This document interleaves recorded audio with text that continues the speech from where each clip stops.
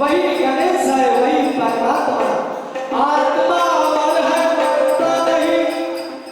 आत्मा अमर है, मरता नहीं। ऋषि मुनि कहे संत महात्मा। आत्मा अमर है, मरता नहीं।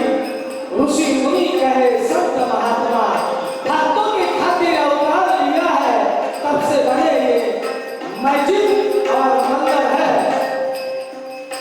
भाव है तिथं देवा हीच संताची वाणी आणि आचार वाचून पाहिलं काय कोणी म्हणून काय म्हणतो ऐका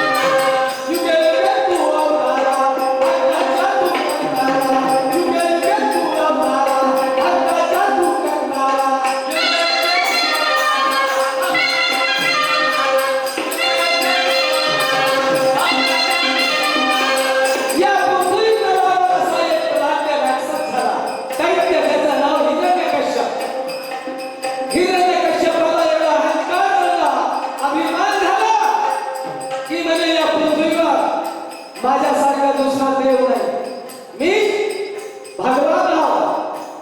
त्यावेळेस त्याचा मुलगा प्रल्हाद त्याला सांगू लागला की म्हणे पिताजी आपण भगवान नाही, भगवान तर म्हणे हरी आहे, विष्णू आहे, ते परमेश्वर आहे।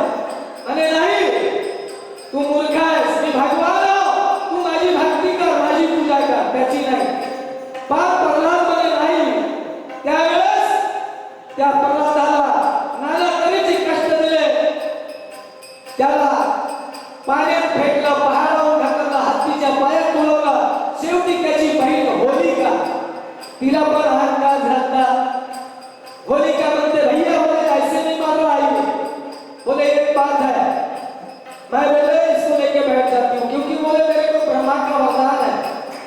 कारण की तिच्यावर ब्रह्मास्त्र होतं, ब्रह्मास्त्र तिच्याजवळ होतं म्हणून ती पिटू शकत नव्हती। पण धर्माचे जरी कार्य करत पण ती अधर्माचा साथ द्यायला लागली आणि शेवटी पाहते त्या प्रल्हादाला घेऊन बसली होलिका, तर ते होळी जळली पण प्रल्हाद जळला नाही। त्यावेळेस हिरण्यकश्यप म्हणे प्रल्हादाला, अरे बोल तेरा भगवान कहाँ है? बोले पिताजी हर जगह है, बोले हर जीव जंतु में, कण कण में, चराचर में है। बोले बोले इस खंबे में है? बोले हाँ यहाँ भी है। बोले ठीक है, मैं अभी तेरे भगवान को मारता हूँ।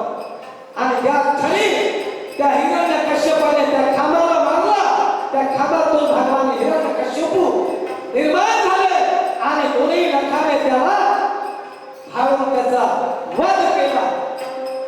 तर काय म्हणतोय